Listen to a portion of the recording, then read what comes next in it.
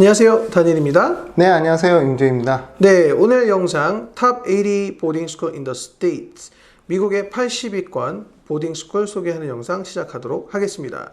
오늘 영상 통해서 제가 소개시켜드릴 학교는요, 브룩스 스쿨입니다. 발음이 조금 브룩스 스쿨입니다. 브룩스 스쿨은요, 1926년도에 그 매사추세츠주의 노스 앤더버 쪽에 크로튼 학교 출신자들이 모여서 만든 또 다른 크로튼의 스쿨을 만들자라는 컨셉으로 처음에 이런 취지로 이제 설립이 된 학교입니다. 1979년까지는 이제 남학교로 이제 운영을 하다가 1979년도에 이제 남녀공학이 되었습니다.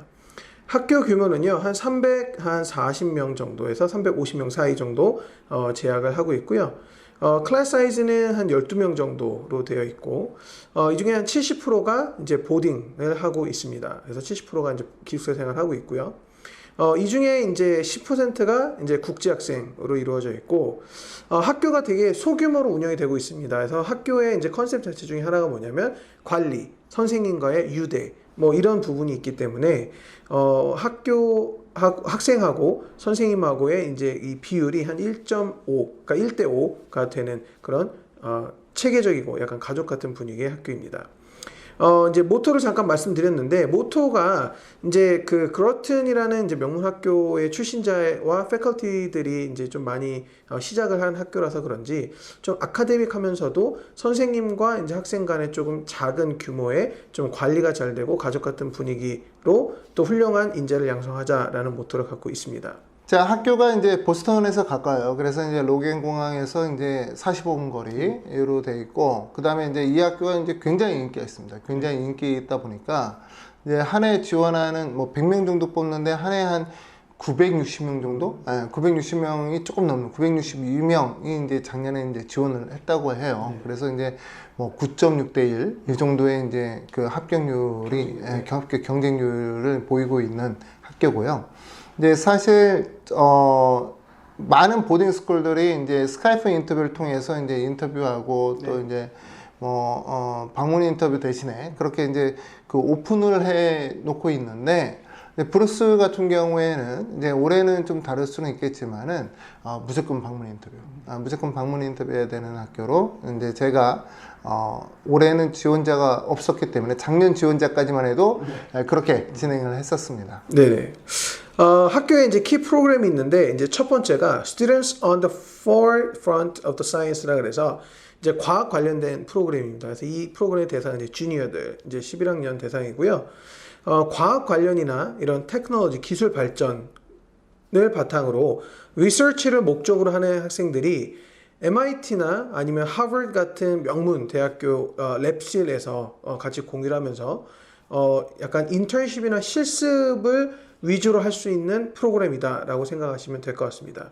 학교에서 되게 자랑적으로 매년 어떤 학생들이 어디에 가서 이 프로그램을 통해서 인턴십을 해서 hands-on experience, 실제 실무 경험을 바탕으로 학생들의 관심 있는 과학 분야 안에서의 관심 있는 분야를 인턴을 하고 왔다라고 이제 나와 있는데, 대표적으로 제가 눈에 들었던 것 중에 하나가 뭐였냐면 Tufts Medical Center에서, 그러니까 병원에서 정형외과 관련된 과장님이 지금 이 학교 브룩스 출신이어서 그런지 그 선생님을, 그 닥터 선생님을 바탕으로 학생 한 명이 이 섀도우 트레이닝까지 하면서 이런 좋은 기회로 이 프로그램을 이수했다라고 나와 있습니다.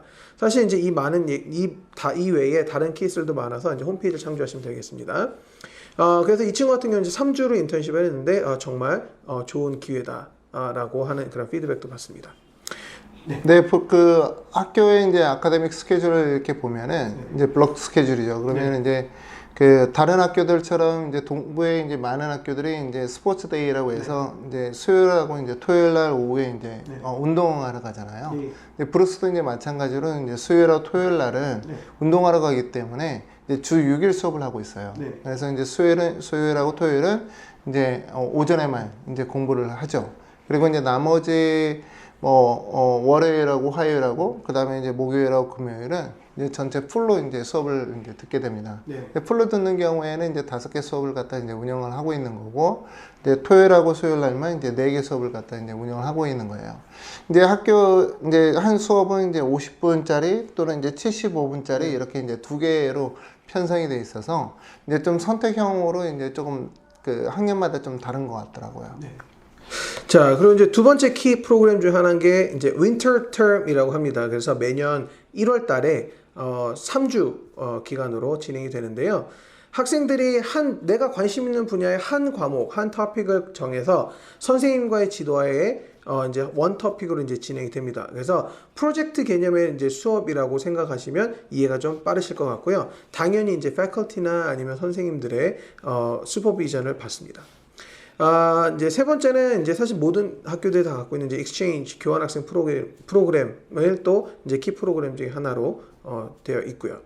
이 외에 이제 afternoon 프로그램이라고 해서 이제 방과 후 활동에 대해서 좀 스페시픽하게 좀 자세하게 나와 있는데 일단 첫 번째로 스포츠에 강합니다. 그래서 이 스포츠에 관심도 많고 또 가장 최근에 뉴잉글랜드 지역에서 리그에서 이제 성적이 좋고 또 우승도 했다라는 그런 종목도 있을 정도로 스포츠에 열광을 하고 있고 또 잘하는 학교이고요.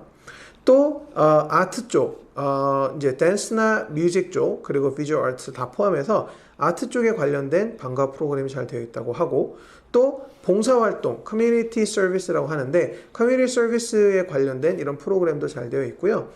그리고 이제 나머지 이제 두 가지를 더 소개시켜 드릴 건데 인디펜던트라는 거와 플렉스 옵션이라는 부분에 대해서 이제 소개를 시켜 드릴 건데 이게 이제 방과 활동 중에 하나예요.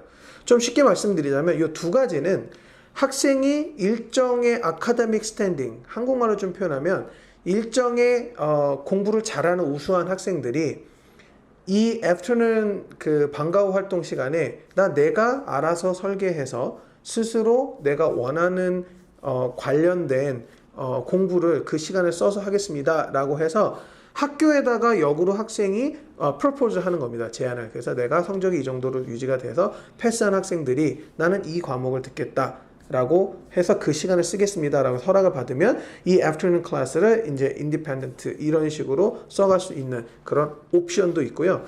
반드시 써 있습니다. good academic standing이라고. 네, 그래서 학생이 이제 그 학교에서 기준에 이렇게 딱 선을 그어놓은 기준치 이상의 학생들만 이렇게 제한을 할 수 있게끔 되어 있습니다. 커리큘럼에서 이제 제가 한 가지 더 말씀드린다 그러면은 이제 다른 학교들보다 이제 그 아트 프로그램이 굉장히 그 다양했다. 네. 약 한 39개 정도로 프로그램이 정말 다양했어요. 그래서 이제 그 반면에 이제 또 다른 그 아카데믹한 부분, 예를 들어서 이제 수학이라든가 이런 부분들은 이제 15개 정도밖에 없고, 사이언스도 마찬가지고, 그리고 이제 사이언스에 보통은 이제 컴퓨터나 이런 부분들은 이제 엔지니어링이나 이런 부분을 이제 넣는 반면에 네.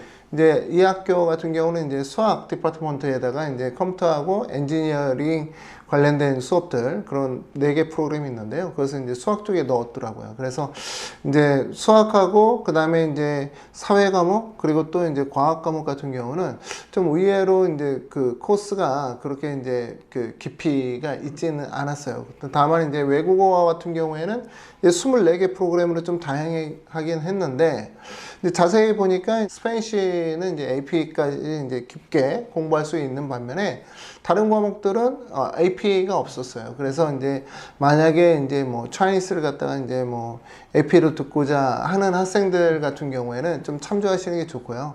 그리고 또 이제 자기가 어떤 과목을 갖다 선택하는 입장이다라고 한다 그러면은 그래도 AP가 있는 과목을 선택하는 게 좋죠. 그래서 이제 스페니쉬를 갖다 공부하는 게 맞습니다. 이 학교에서는. 그렇습니다. 자, 그러면 브룩스쿨은 과연 어느 대학에 진학을 했을까요? 2019년도에 그 스탯 통계가 나와 있습니다. 그래서 2019년도에 92명이 이제 졸업을 했고요. 아이비리그에 92명 졸업생 중에 6명이 진학을 했습니다. 그래서 무려 아이비리그 진학률이 7%대를 기록을 했습니다. 진학한 학교를 보면요, 이제 대표적인 하버드가 있고요. 그리고 프린스턴, 그리고 U of Pennsylvania, 그리고 콜롬비아 그리고 코넬 이렇게 있고요.